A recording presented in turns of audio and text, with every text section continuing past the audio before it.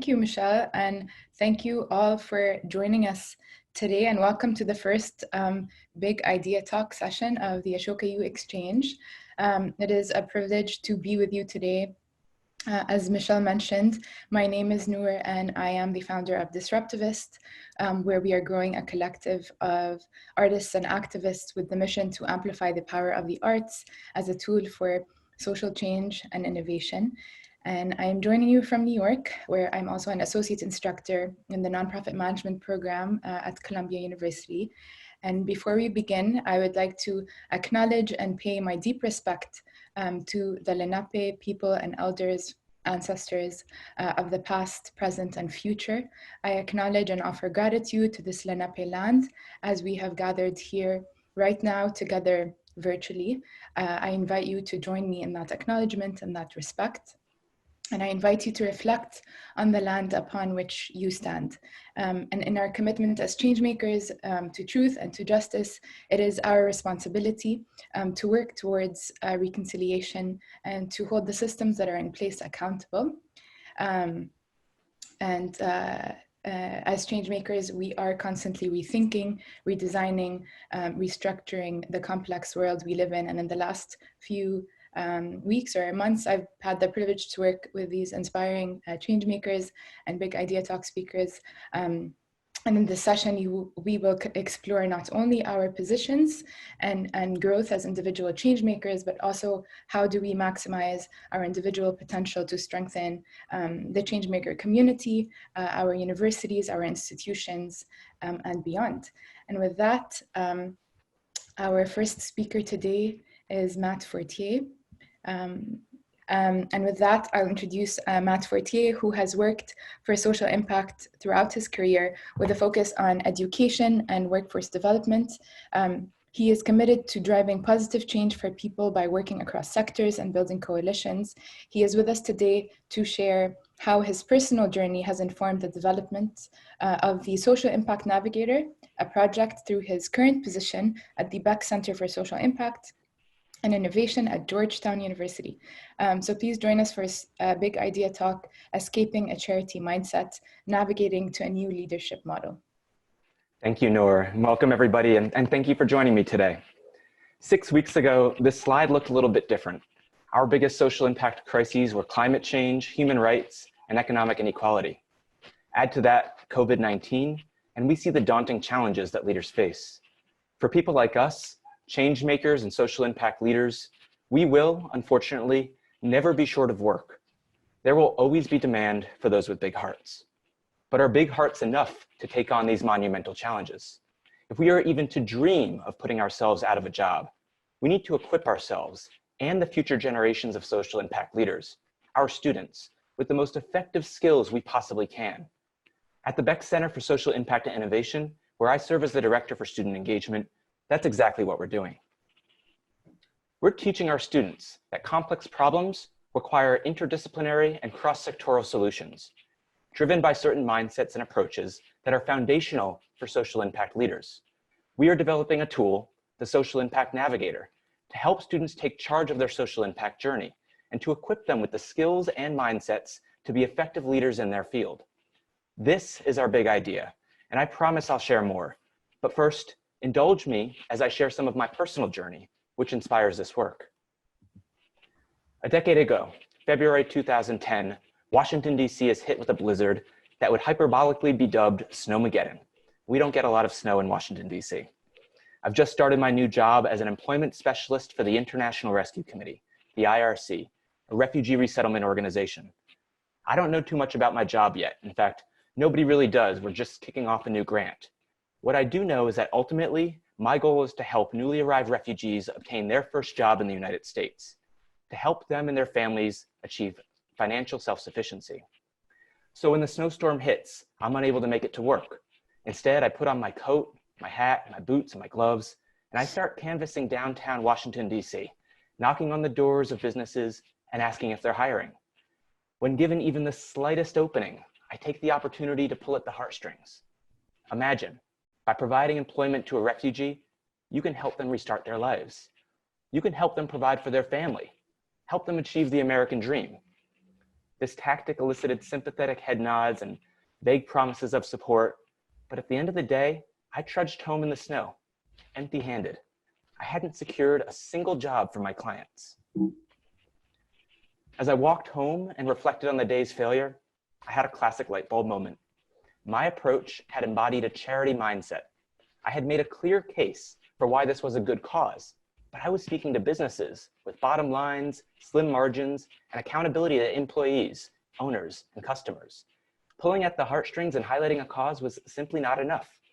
If we want to tackle the biggest, hairiest, and most audacious goals, goals that are complex, systemic, and enduring, i.e. incredibly difficult, then we have to use every single tool in our arsenal. We have to equip ourselves and work collaboratively, leveraging our collective abilities if we want to stand any chance. We cannot afford to confine our thinking to a single sector, to hold a binary view of the social and private sectors. We need to bring these sectors together and take a results-driven approach. At the IRC, we evolved our approach to focus on the business case for hiring refugees. Instead of knocking on doors and asking people to help, we needed to bring the solution to them, pivoting away from the charity mindset and taking a strengths-based approach. We focused on how refugees could help a business's bottom line, marketing their performance, retention, and our free placement and support services. Here, you see our proud team following our annual job fair. Businesses were now coming to us to hire. We had flipped the script. We didn't stop pulling at the heartstrings. That was icing on the cake. But we led with the business case, recruiting and training a team that had embraced this mindset. This experience opened my mind to the fact that there is potential for social impact in every sector and across every industry. I knew I had ideals, but I realized I was missing the knowledge, experience, and skills typically associated with the business world. While I knew I would dedicate myself to the social impact world, my time with the IRC made me think about how I could best tackle those big old hairy audacious goals. And that's how I found myself at the Beck Center, a startup center at Georgetown University. The Beck Center, with a mission to work across sectors for social impact, was the perfect place for me to strengthen my understanding of how the public, private, and nonprofit sectors could collaborate to improve lives. It also gave me a new experience in an academic setting where I could contribute to the education of students, emerging social impact leaders. And finally, it provided me with the valuable opportunity to further my own education through a master's degree. In just a few weeks, I'll graduate, alas, without pomp and circumstance, from Georgetown's McDonough School of Business with my master's degree in leadership. Through this program, I've taken a deep dive into an evidence-driven approach to leadership. I've taken courses such as data analytics, accounting, negotiation, and strategy, courses that have strengthened my business acumen and equipped me to drive social impact. I'm fortunate to learn not only alongside, but from 26 other experienced professionals with a diversity of backgrounds, from the military to Wall Street to mission-driven work. They serve as an example that impact happens across every industry and every sector. As a key component of this graduate program, I've taken over a dozen assessments to better understand my leadership style, my strengths, my weaknesses, and most importantly, how I can leverage this information for social impact. By better understanding my abilities, I've been able to map out a plan to position myself to leverage my skills, knowledge, and experience to be the most effective social impact leader possible. But this isn't about my plan. This is about how my journey has informed how I want to help students plan their social impact careers. And that brings us back to our big idea. How can we help students, tomorrow's leaders for social impact, to be the most effective social impact leaders they can be? At the Beck Center, we've developed a prototype called the Social Impact Navigator, a tool that helps students navigate their social impact journey with intentionality. So how does it work? In 3 steps, represented by a North Star, a compass, and a map. Let's begin with the North Star. By defining 6 skill areas critical for social impact leadership, we provide students an anchor around which to orient their journey. Next, we provide students with self-assessment tools, helping them better understand their strengths and areas for development, improving their self-awareness to help inform their decisions. This is effectively the compass, helping students understand where they are currently relative to the 6 skill areas. And finally, we map social impact offerings to these 6 skill areas. We effectively create an inventory of curricular and co-curricular opportunities that students can navigate with consideration to the different skills they would acquire. Now, students can discern between the many opportunities available to them with intentionality. A colleague recently described students as cutthroat in their decision-making process. In deciding how to spend their time, they're spoiled for choice and judicious in their commitments. The Navigator seeks to aid them in their decision-making process. Again, it gives them that North Star. It shows them where they are on the map, and it helps them chart the many paths to their destination, assessing opportunities, weighing trade-offs. By nature, the Navigator is a collaborative tool. It requires participation across the university's social impact ecosystem. In fact, we're currently working with senior leadership to explore the integration of the Navigator into broader Georgetown University initiatives. This project is in its nascency. We're currently co-designing the prototype with students, with input from faculty, deans, and advisors. Our research, interviews, and experience clearly reveal a need. We're now working to meet it. As we co-design our prototype with students and educators, we're testing our assumptions and asking critical questions. For example, the Beck Center believes in an inclusive and an expansive view of social impact, one that includes entrepreneurs and intrapreneurs across all industries and all sectors. Do our 6 skill areas resonate across such a broad spectrum? And what's the right level of assessment? Can we draw on existing assessments, or should we perhaps create our own? How do we balance rigor and accessibility, ensuring that the assessments are substantive, but without making this step too burdensome and prohibitive? These are questions that I hope to discuss with you as fellow changemakers and educators. My personal journey was haphazard. For too long, I ignored the private sector because I equated it with money, profit, and greed. I didn't develop skills that would have made me a more effective leader for social impact because I didn't know what those skills were, let alone where to acquire them. I don't want the next generation to fall into these same traps. The Social Impact Navigator provides critical information to students so that they can develop themselves with intentionality. Each leader will develop uniquely while sharing core capabilities with other social impact leaders, centered around the Navigator's 6 skill areas. And the tool isn't confined to Georgetown University. It's open to everyone to bring to your vast ecosystems for social impact education. So I invite you, fellow changemakers and educators, to join me and the Beck Center in envisioning a world where students can pursue social impact from any field, industry, and sector, where we can provide students with knowledge and tools to navigate their social impact journey with intentionality and to equip themselves to take on the greatest challenges of the future. Thank you. Thank you so much. Yes, we can clap. Up next, we have Alison Casney. Alison received her Master's of Science in Education from the University of Miami with a focus on community and social change. She sees herself as a change maker through communication and problem solving, which is evident in her passion for storytelling and leadership of experiential education for young adults. Her talk, Changing the Game, Coaching Today's Changemaker Towards Equitable Civic Action, comes from her experience and her role at the Miami-Dade College, where they are changing the game with the Civic Action Scorecard. It is one of the nation's largest and most diverse Changemaker U campuses. Thank you so much, Noor. Yes, no, yes, no, yes, no. That is how I filled out my ballot for my first local election. You could say that I had fallen victim to positive peer pressure. A friend was heading to the polls and encouraged me to come. Come on, voting is important, let's go. So I did. And then I received my ballot. It was a long list of names of people I had never heard of, people running for positions I didn't even know existed. I also didn't know what my rights as a voter were, that I had the right to leave items on my ballot blank. And so without knowing much of anything, I went down that long list of names and simply checked yes, no, yes, no, yes, no. Now, while my voting skills were less than strong, I was civically engaged through volunteerism while in high school. Although it wasn't through high school I was engaged, it was my mother who nudged me in that direction so that I could gain real world experience, the experience that I likely wouldn't learn in the classroom. I enjoyed my time volunteering at the local Humane Society, and I even ended up with a cat, but I didn't have a sense that I was civically engaged through my actions. I certainly didn't know that civics really applies to anything at the intersection of our participation in our surrounding community. Now, despite my ignorance then, today I direct programming at the Institute for Civic Engagement and Democracy at Miami-Dade College, which is also known as Democracy's College, so thank goodness my interview for the job didn't ask about my first time voting.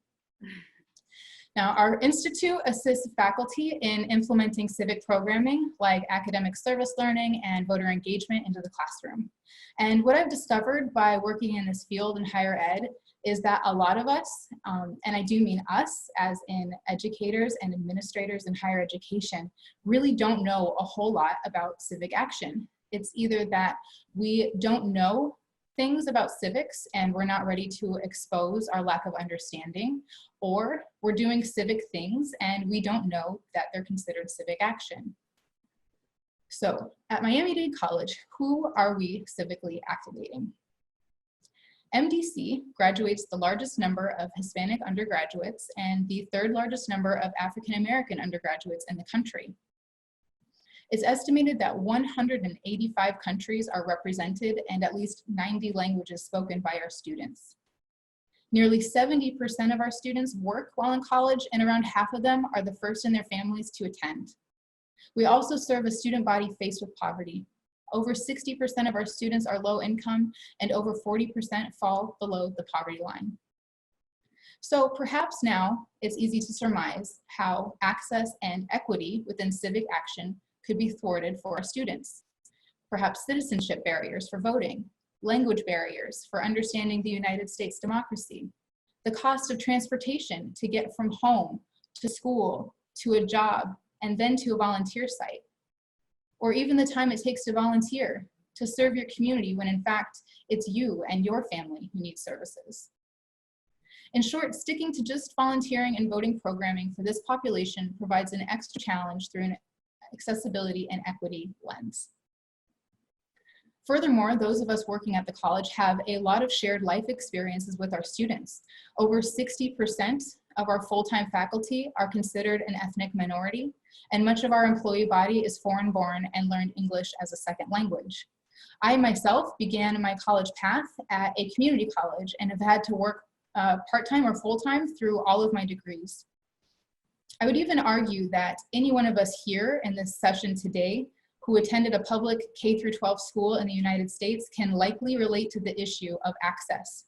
In general, we know that our nation's public schools civic education is on the decline, if not already removed in some areas.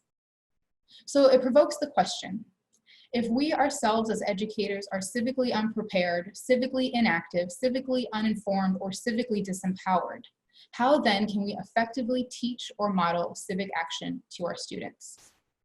So we at the Institute for Civic Engagement and Democracy began innovating towards a solution about 3 years ago. We wanted to create an educational resource that would change the game of civic engagement. So I would like to introduce you now to our social innovation called the Civic Action Scorecard. I am not going to share my screen like I had previously decided, but I will post it in the chat now if that's okay. So there's the link to the scorecard for reference. So the Civic Action Scorecard is a tool that introduces the user to 50 different actions that one can take to diversify their civic engagement. Each action item is assigned a point value, which can be used as points for maybe a class assignment, but it will definitely be accumulated towards a college award. You just compile your documentation and your reflection into a civic portfolio. And that's it. That's our innovation. In its simplest form, it's a list. But we weren't just striving to list civic engagement opportunities. We specifically wanted to create an educational resource that would bring equity and accessibility to civic action in the classroom and beyond. We strived for equity so that any student, regardless of citizenship or economic status, could still be involved in maintaining and promoting the civic life of their community. Previously, I had felt that my voter engagement programming was really only speaking to those who could vote. We strived for accessibility so that any student, regardless of their day-to-day demands, could access civic opportunities on their own schedule at their own pace. I reflect now on how many students I tried to empathize with. I understand you have a lot going on, and being required to volunteer right now for an assignment is feeling complicated and stressful. We also strived for an educational resource with multidisciplinary application. Assigning civics assignments comes naturally for our history and our government classes, but how do we get civic action into every discipline? And lastly, we strived for recognition. It was easy to recognize the student with the most volunteer hours or the student who collected the most voter registrations, but how could we measure and recognize other civic actions that were previously unquantifiable? Now, what it takes to change the game is rarely easy. Challenging the status quo requires diligence and resilience. In fact, our process towards developing the Civic Action Scorecard did not start and end 3 years ago. To persevere towards equity and access has been an active process for those 3 years, and the scorecard continues to see many iterations. It requires collaboration, so we sought advice from students. We sought advice from our faculty, and from other departments like our Earth Ethics Institute, who has expertise in teaching global sustainability, and our Idea Center, who supports students in social innovation and entrepreneurship. We continue to take feedback from all of our stakeholders and annually review suggestions for new iterations and improvement. Creating the Civic Action Scorecard was inspired by our own experiences and students who didn't fit the mold, like a student who is ineligible to vote, but spent all of her free time informing and registering young voters. Or another student who collected school supplies to send back to his hometown in Peru. I just couldn't figure out how many service hours I should award him for his efforts. You know, awarding service hours was the only way I had perceived quantifying civic action. The scorecard was also inspired by students who maybe couldn't make it to a debate club, but they were willing to have a challenging dialogue with someone different from themselves. So for those who are already doing the work, we now have a way to score those actions and recognize them for their efforts. Like our first action, number 1, register someone to vote. It's worth 5 points, and you just need to document it with a selfie of you and your friend registering. Number 22, have a dialogue with someone with whom you disagree. It's 5 points and requires a reflection on what you learned about the other person's perspective. And for those that were unfamiliar with civic action, maybe like myself as a young woman, now we have a guide. Action number 6, print a sample ballot for an upcoming election. I definitely could have used that as an assignment before my first time voting. The scorecard also reminds us that many things we do daily are civic actions that we might be taking for granted. How many colleagues or students do we know who have a car but choose to take public transport? That's civic action. How many of us regularly watch civic media to inform ourselves on issues affecting our community? Civic action. So now, I want to briefly return to this idea of access and equity and how we attempt to bolster it for our students at MDC. When we're considering the day-to-day expectations of our students, we want to make sure they can access civic education. So we strive to provide various opportunities for action that can take place either on campus or at home or in the community, but most importantly on the student's schedule. When we consider the diverse backgrounds our students are joining our college from, we want to make sure their civic expression is not limited to what educators have been trained to assign. As students compile their documentation and reflections into a civic portfolio, we promote student expression through reflections of their choosing. They can be submitted in writing, in a podcast, as a video, or an art piece. You can submit your civic portfolio as a black and white text document, or a digital presentation, or a creative masterpiece. And finally, one of my favorite parts of the scorecard is the option to create your own action. We recognize that maybe we missed something, or maybe there's something on the horizon that we can't anticipate. We are putting this resource in our students' hands for them to explore and take real ownership of what it means to be an engaged citizen. So now you know a little of what it took to change the game at the Institute for Civic Engagement and Democracy at MDC. And everything I just explained was really only the beginning. Since its first iteration, we have now seen over 10 academic disciplines integrate the scorecard into their coursework. Hundreds of students have been exposed to it, and a few dozen recipients have received our Civic Action Award. So recently, a faculty who had required the scorecard approached me. She had required it in an English class, and she ran into a former student on the bus.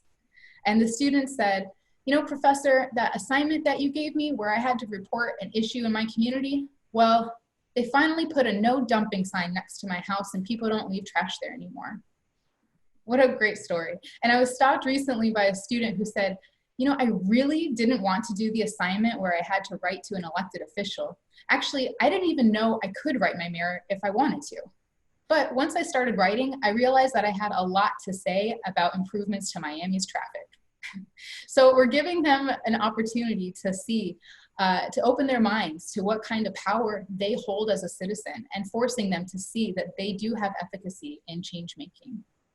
So how might we or you change your own civic engagement game? First, I recommend reflecting on your own experience. What did you know about civics now that you wish you would have known before? What do you still not know? Are you ready to admit it? If you could have a guide, what would it say? Secondly, I recommend convening your stakeholders, students, faculty, and other departments, the community at large. How are they already engaged? How are they being recognized and celebrated? What expertise do they have that can inform your programming or teaching? And lastly, I recommend examining your existing programming or lesson plans. Are the assignments and activities being offered preparing your students to act in their communities? Do they promote creativity and efficacy? Ultimately, do they foster equity and access? I sometimes cringe when I think about my first time voting, that by not knowing, I might have cast that one vote that took a real change maker out of office. But now I try to be thankful. I'm thankful that I work in a college community that promotes reflection and that I can use my experience to guide my students now to more informed choices. I'm also grateful that this innovative process in developing the scorecard has forced me to see the diverse ways that our miraculous students are getting active and have given us so many reasons to celebrate how we are, in fact, contributing to our community. I'm here to remind you that we are engaged citizens and we continue to make change. Thank you. Thank you so much, Alison. Very inspiring work and important indeed. Up next, we have Dr. Tobias Andreasen joining us from Australia. He is the Associate Director of Social Innovation at the Central Queensland University and is an Ashoka U Change leader. Tobias has a multidisciplinary background and for the last 20 years has worked in design and photography, academia, social services, and social innovation. His talk today is on social innovation as a transformative and transdisciplinary process. Thank you. Thanks for showing up. Up until I was in my 30s and maybe still to a degree, I've never felt I belonged to a particular profession. And at times this caused some challenges, some annoyance, and even a bit of stress. And other times it's been made completely sense. But I think it's not too uncommon for people working in social innovation and with change making. Not many people really study to become a social innovator or a change maker, but your studies and experience may prepare you to socially innovate. And I think when you realize that you have that capacity and you can work with people as a change maker, that can be a transformational moment. So I want to tell you about my journey because I realized this quite late in my journey. And I will then explain how I'm approaching my current role at CQ University with the conviction that a multidisciplinary and a multi-professional experience is actually something we need to prepare our students for. And that's an important part of social innovation education. So if you're a student and you're currently feeling you're unsure about what profession you belong to or should belong to, then at least you're not siloed into one, which is a good thing. And then even though this can be confusing and you might feel unsure and you know, I think it actually means that you're more ready to foster the skills you need as a change maker. and to have that individual growth you need for transformational experiences. So of course, doesn't mean that it's always easy. You may feel like an imposter, or you may feel confused, wishing you put all your eggs into one basket. So for me, a pivotal moment was when I went for a job interview at the Australian Centre for Social Innovation, TAXI, and I was asked to bring along a drawing that outlined my innovation journey to the interview. Also asked to prepare to teach something and then to respond to a project brief. And I thought, oh, the drawing's going to be the easiest. I can draw pretty okay, so how hard can it be? But it was actually the most difficult one. And in the end, I had a really messy drawing. And having a design degree in my back pocket, it was not all that nice and neat and clean design that I was picturing in my head. But in the end, I kind of gave up. I realized that my innovation journey was not clean or logical, or it wasn't even planned. It was messy and often non-linear, all over the place. But it worked. I did get the job. So looking back in hindsight, I think the scribble worked in my favor, since I can now see that what I felt was a slightly messy background was in fact rather useful in social innovation. So instead of looking at it as being messy, it indicated a multidisciplinary and multi-professional background, and this then worked in my favor. And in previous job interviews, it's not always been the same. Maybe you recognize this, but when you're working in a rather siloed environment, you have folks on an interview panel who are not multidisciplinary, then a multidisciplinary and multi-professional experience may not click. And I think this is changing, and this is the key part, the important part. So for example, the Foundation of Young Australians identified that a Generation Z person, so someone at university now between 18 and 24, will have over 17 different jobs, over 5 careers in their lifetime. So to have a diverse background will be the norm, but it will also be, it will lend itself to the challenges our future will throw up at us. And obviously now we're right in the middle of such challenge. And I can only imagine how many of you are concerned about your job, your future, your family.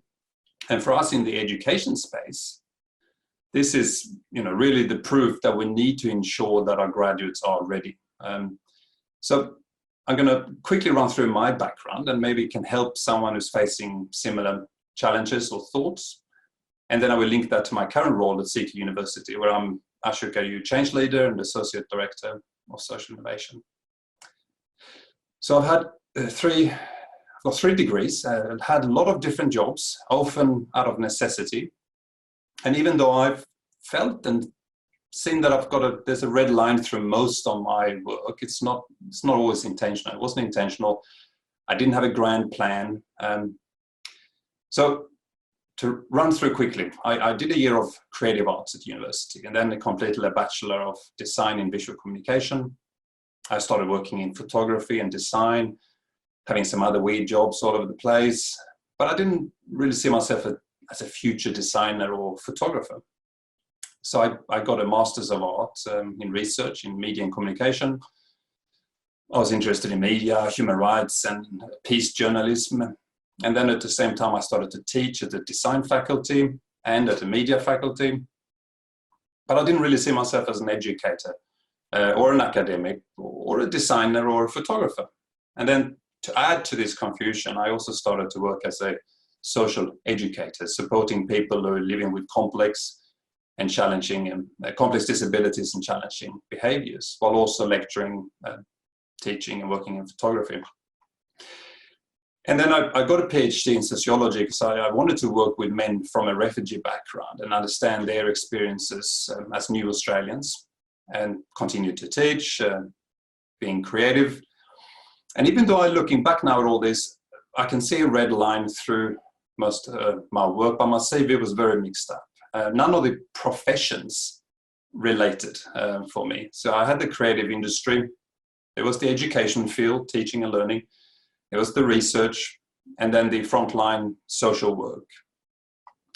But what they did do was to expose me to the different perspectives and experiences and skills that I was later able to use while working as a social innovator.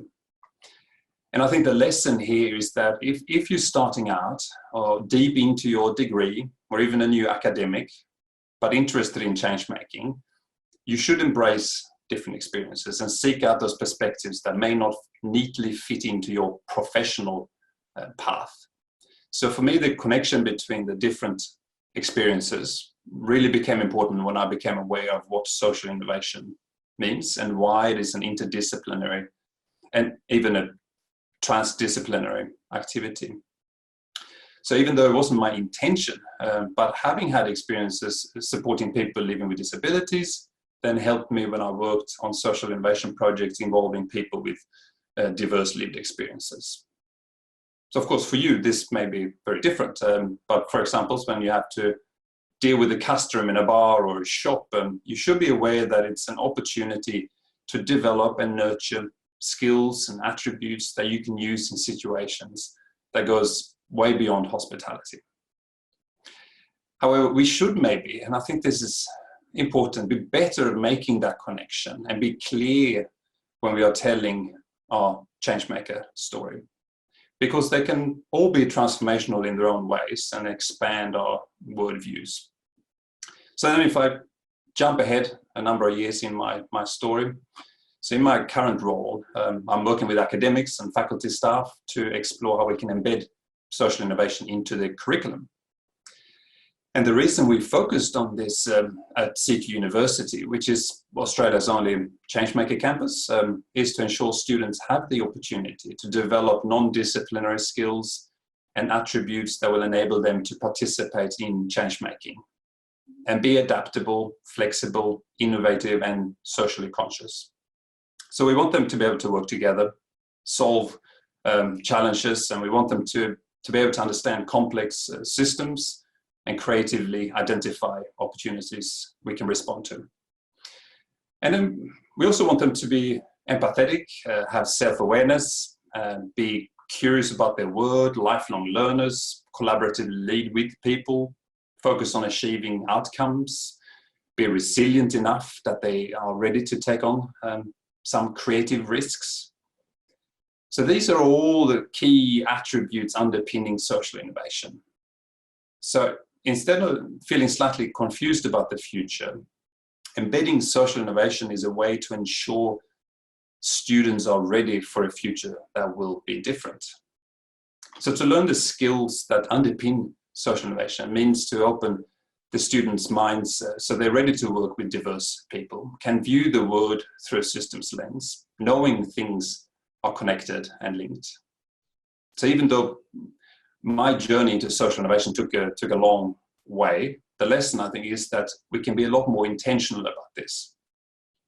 So we need faculty staff, educators, to see that even though they may be responsible for one piece of the puzzle, and this piece may be very important and very technical, they can still ensure and prepare students to see the complete puzzle and then get them to develop those skills, attributes, and mindset that we know are important for social innovation and change making.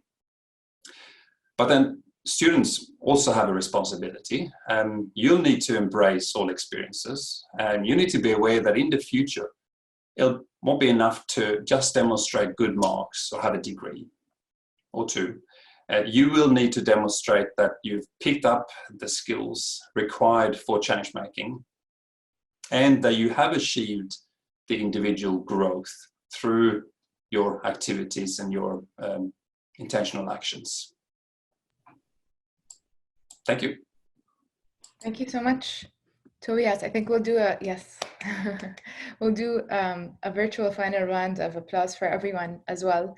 But last but not least, I want to be mindful of our time and I'm really hoping we can get to Q&A, but really excited for our final talk of this session. Dr. Fernanda Rain is a social entrepreneur and founder of Got History, a systems change initiative focused on building collaborative learning ecosystems so that individuals and communities can engage with history in a way that helps them thrive. She has a PhD in history and started her career at McKinsey & Co., but has spent 15 years with Ashoka, starting programming and growing the institution around the world. Her talk is titled The Essential Power of History to Strengthen Our Well-Being. We are going to be learning from her about how to access a new source of change-making energy. What is it that can light a fire in someone's soul to fight a fight for a better future? What is it that can inspire you to keep going even when the going gets tough? What is it that can fill your heart with love and with hope for the future? There's one thing that I think can do all of the above if it's taught right, and that's history. I didn't learn history in the United States, and I didn't learn history from textbooks. I learned history in Germany from teachers who taught history like the fate of humankind depended on it. Now, as you can imagine, teaching history in the 1980s in Germany was still a pretty loaded matter. My teachers all had parents who had either fought or died in the Second World War. And when they taught us about democracy, they talked with great passion about the time when people, including a lot of German people, had dreamt up the ideals of equality and freedom and justice for all. They brought us with their stories right there to the ramparts of revolution and helped us envision ourselves at the front line of fighting for human rights. But they also took us deep into the dark spots when our humanity failed. My history teacher, Habanas, was this lively and optimistic teacher whose mustache kind of twitched and his eyes twinkled when he talked. But when he discussed the Holocaust, he cried. He took us through all the details of the German atrocities and spared us nothing. He begged us afterwards to understand that democracy is a great idea, but that it's up to each and every one of us to protect its ideals and fight for them every single day, because if we don't, it will fail. Now, just as I was graduating from high school, this is dating me, the Berlin Wall fell and the Soviet system of communism collapsed. It felt at the time like the entire world was calling me to enlist in this historic effort to spread the gospel of civic engagement. And since it was the voice of history calling me to action, I went to study history at university. But to be honest, most of my time wasn't spent in the classroom. It was spent in hands-on democracy work. This was nothing glamorous at all. This was like hand painting posters for student campaigns or driving around former East Germany in a rickety van to give talks about government scholarship systems. The most glamorous we got was to go on a very cheap ticket to Siberia to run a workshop on how to run student government with several parties, political parties, obviously. But I also kept studying history and learning more and more about people and the world. With every book I read and with every time period I explored, I discovered another aspect of why human beings can be both wonderful and terrifying. We can build amazing structures and create this gorgeous art. We can solve problems and we can invent solutions. We can imagine beautiful futures, but we can also create indescribable suffering. We can fail to care about or even try to understand people who are different from us. We can lie to ourselves with stories that just ignore the suffering or perspective of other people. We can allow students to be driven by ego and greed. Life is about choice. And when you study history, you're encouraging yourself to always choose the path for the good of all. Now, for the past 20 years, my life has been focused on being a social entrepreneur. Being in an archive was not where I felt happy, but I did love building organizations and trying to launch movements. I've learned how hard it is to make any kind of change happen in real life. But all the time, I kept reading history. And I have been reminded again and again how much we still have to learn and why that is a lifelong process and why making change and fighting for humanistic ideals is absolutely necessary. My personal experience of finding in history this wellspring of changemaker energy may be unique. And thankfully, not every classroom in the world is one where the teachers have to process their guilt of perpetrating the worst Holocaust in the history of humankind. But I do believe that every history classroom can and should be an incubator of the best version of ourselves as human beings.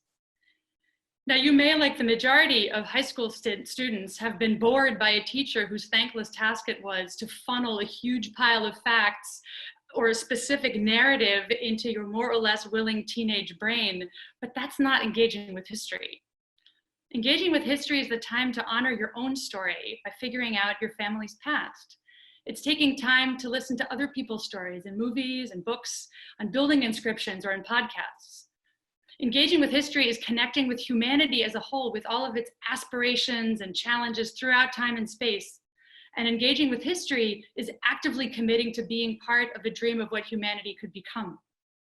Now, history, if you tap into it in this way, becomes this magical source that enhances authentic and lasting well-being for humanity on 3 different levels. One for you as an individual, second for your relationships with other people, and for society as a whole. Now, on an individual level, history can help you understand or enhance your own well-being with a sense of belonging and power. Human beings can't be well, and young people can't learn if they don't feel like they are seen and that they are valued and that they belong. If we teach history as we often do today, with the domineering national narrative in which most kids feel like they have no role, we are hurting our kids by telling the majority of the kids sitting in our classrooms that they do not belong. But if we empower them to see their family story as a part of their selves and to weave it into the story of we, then we lay the basis for a sense of safety and confidence and contribution. History can also help you develop power. If you can use language well, and if you can really understand the language of others, that is power. In teaching kids how to read, how to write, and how to develop their own narrative, we're teaching them how to advocate for themselves.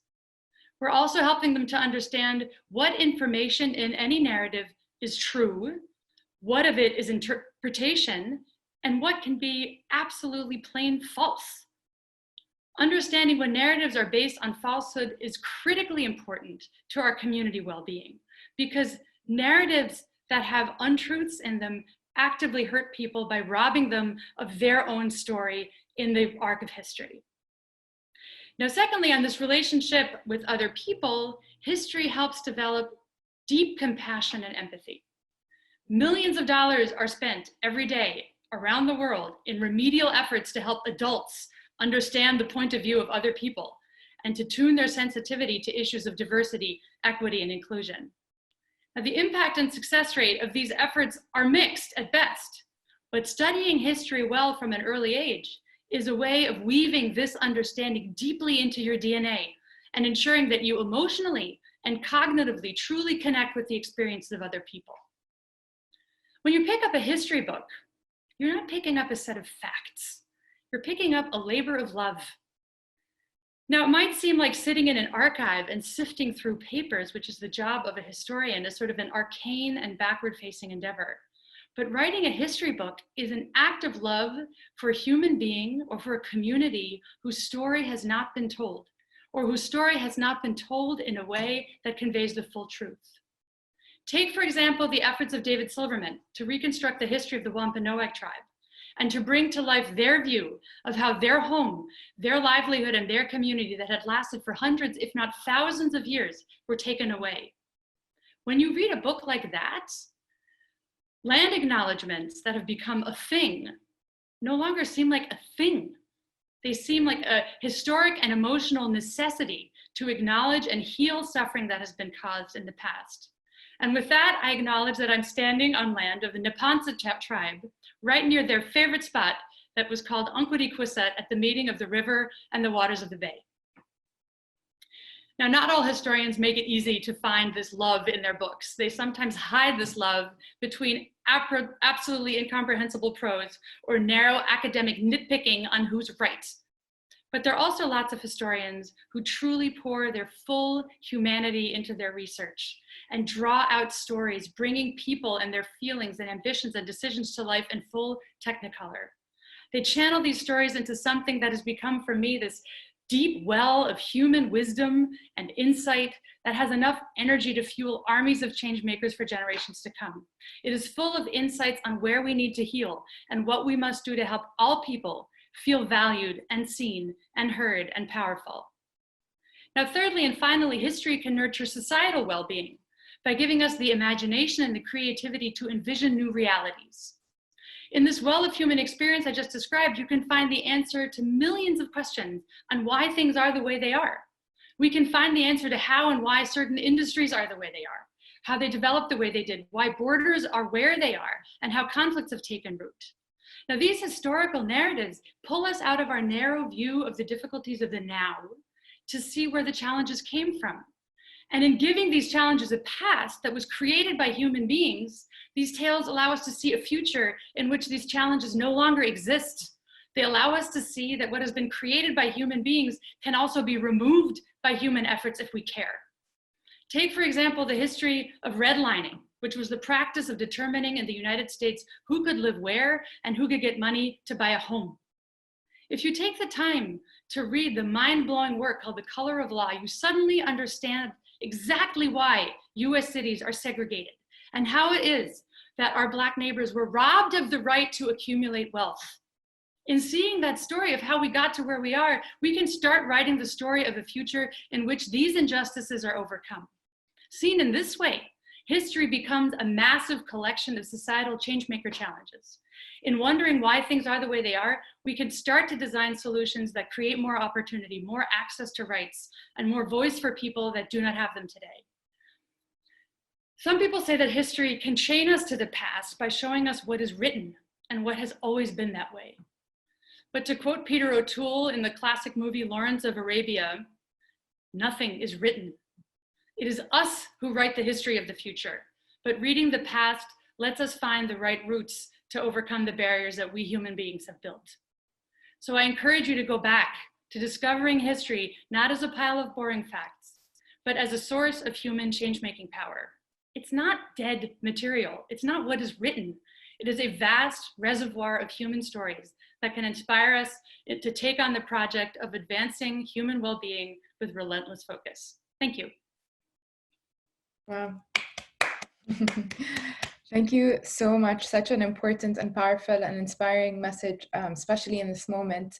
And thank you all so much. I've been so inspired by all of your talks and by getting to know you over the last few weeks. It has been really a privilege. I hope you are all 53 of you were also clapping with us. And this is the time where we have 5 minutes to take Q&A. So if you have any questions, please do drop them in the Q&A. Michelle, I know you have been keeping track of some of the questions. Yeah, so I'm just going to go in the order that they were received. So a question for Allison.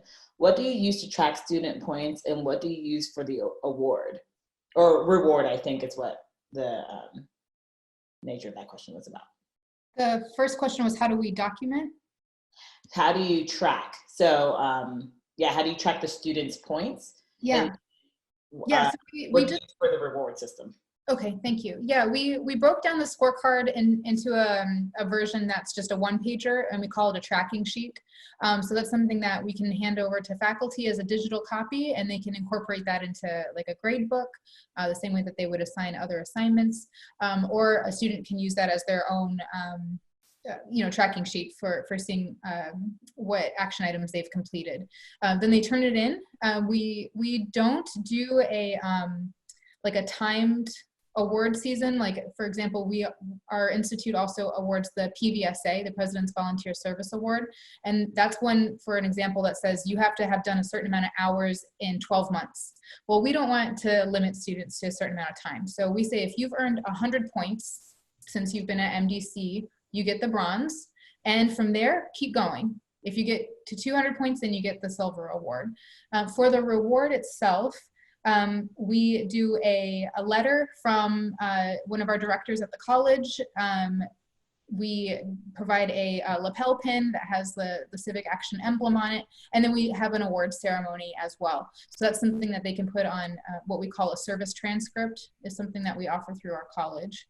So I hope that answers the questions. I do want to clarify that when faculty integrated the scorecard into their classes, we give them the opportunity to manipulate the tool however they see fit. So some of our professors handpick certain items and say, these are the items I'm going to assign in my class. Others leave it up to students and say, I want my students to do 50 points this semester. So find what's of interest to you and do 50 points. So it's very malleable for all sorts of different classes and uses. Amazing, thank you. Another question, considering some skills change makers should have, included the capacity to set goals and anticipate consequences, and this is for everyone. Are there some tools that make it easier for change makers to execute those skills? This is to the group. Finding good people. Finding good mentors. I think your best tool in life is to have a radar for good people. And if you find them, don't ever let them go, ever. If you can live your life as a web builder of people who have a deep well of wisdom or human love for in whatever way, don't lose them. And they will be your system of everything: action, hope, inspiration. That's my main tool. Matthew, would you like to go next? Yeah, I started and then I realized that the question was asking for tools and not necessarily approaches. So pardon, because my answer is more about an approach, but I would say perseverance is key in setting goals and being able to stick to them. But also, one of the 6 skill areas for the Navigator is having a growth mindset. So as important as it is to be able to persevere towards our goals, it's also important to adapt and to not become so wedded to a goal that, when circumstances change, when resources change, that you can't pivot, as we're all doing here. Being here as part of a virtual conference, to be able to adapt and pivot is also a very important skill. Well, just a response to that, I was also thinking tools. I don't have necessarily specific tools. I think the more we can get students to engage in projects, whether they are relating to real challenges or more meta versions of them, I think all of that experience to working together in teams to try to work out solutions will kind of naturally build those skills. So it may not be a specific tool that will just tap into that, because I think some of those skills are very, they're not really specific, so it's hard to be really clear about them. So I think it's a bit of they got to naturally grow through your experience and engaging with other people. So it's only through that relationship that you will actually build them. Yeah, my comment. Allison, did you have anything you'd like to add before I went to the next question? I really second everything everyone said. Well played. And actually, I think I have a very specific question for you. I think someone was asking, and if they're still on, please correct me if I'm wrong. They were asking number of support staff and student to staff ratio. In our department? Yeah. Well, that's a complicated question. Miami-Dade College is huge. We have 8 campuses. So we have staff that's on every campus. And some of our campuses, just depending on the size of that campus, we might have 2 staff there, but we also have a lot of student assistants. But on some of our campuses, we have 1 part-time staff. So we really pull together as a collective team. And especially now, since COVID-19 kind of forced us all to work from home, we've really honed in as a central team on how we collaborate and are providing the same opportunities across all our campuses. So I don't have an easy answer for that, because it's just so dependent on our campuses. Okay, thank you. And I just wanted a clarification on one question. I believe the last question was, what software, what software is used for the portfolio and who reviews it? Is it part of a class and part of a LMS?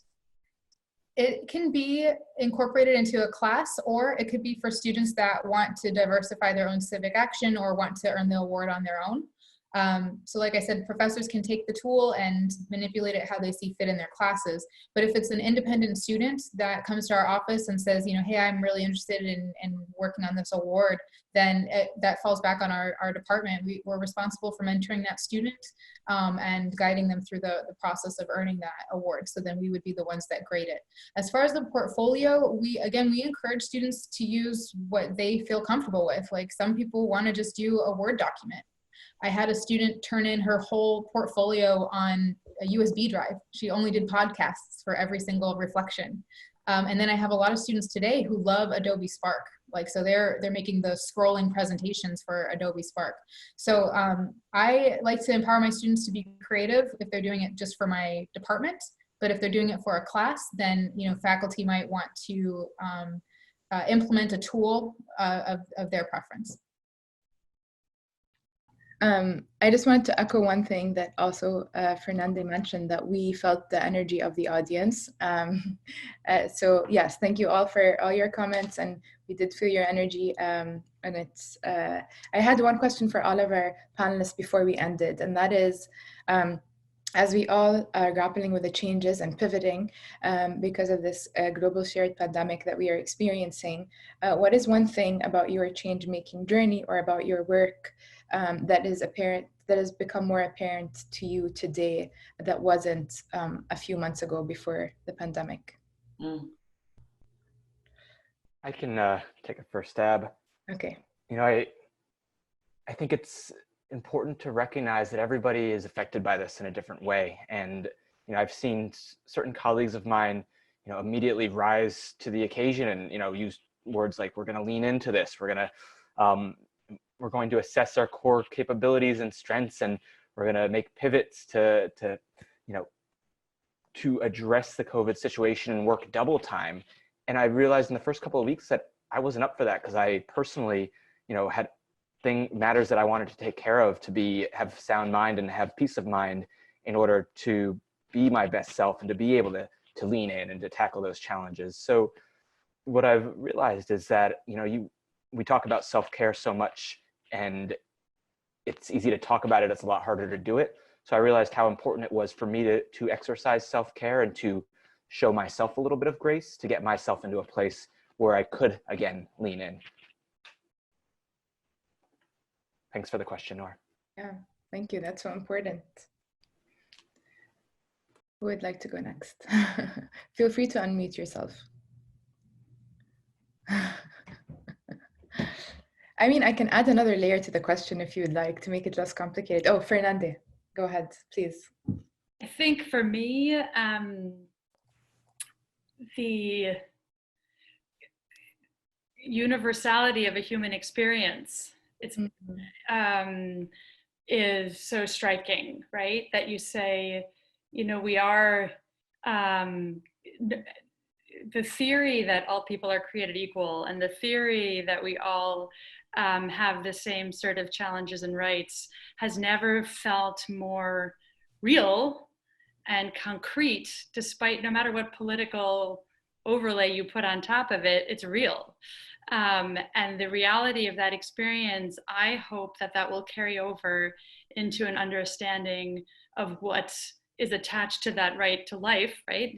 Life is the basic thing, but then on top of life, what else do we share? And what else is it that we, and our health and the need for health and our sense of security, how do we build on that to really reinforce our connection to an understanding of universal human rights and universal needs and universal hopes for safety and peace and whatever. That's, I mean, it can become so theoretical in a world that's so siloed. When the silos get busted apart, we realize that we are all in this project of creating a human system together. And I hope it won't revert into more silos and sort of aggressive stances.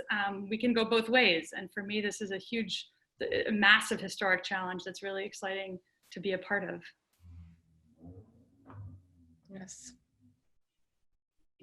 Thank you. Yes. So I don't know if you saw what Matthew was clapping, and I second Matthew's applause. For Elsa and Tobias, I wanted to add one more layer to this question. Is there anything that you now want to take with you into the future? Or you know clearly that if you need to take with you into the future, now that our reality has changed so much? Well, I'm not sure if any of my administrators are listening, but I'd really like to get rid of paperwork now that we know that we don't need it so much. No, but really, I want to take just the outstanding resilience. Like, so many of my colleagues just jumped up to action, and it was so inspiring. Like, I kind of felt like I was like reeling and just like, hey, let's just take this one day at a time. And And there's already colleagues out there providing virtual volunteering opportunities, you know, just remarkable. And I just want to be reminded of that inspiration that I felt.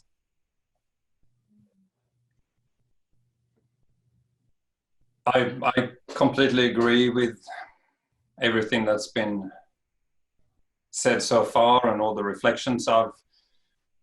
I think the universality of it is really interesting, and I think it definitely, you know, should encourage us and inspire us that the work to include change making and whatever we call it, focus on impact and social innovation, and then, you know, whatever term we use is really something that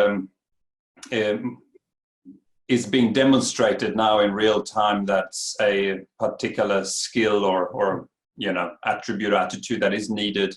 The more we have that, I think the more resilient we are. So the people who are less inclined those ways and are maybe more siloed, I think struggle more and are probably facing more challenges. And I think to be able to have that agility to try different things and lean in, like Matt was saying, and jump in, I think will be, I mean, we're seeing it now, is important. So I think however we in the education can continue work on how to do that is yeah, it's an encouraging thing that, okay, what we're doing is not just a fluffy thing on the side, it's actually a really core part of us thriving as humans. So that's the inspiring part of it, I guess. Thank you. And on that note, I want to thank each and every one of you for your leadership, for your inspiration, and for holding the systems in place accountable.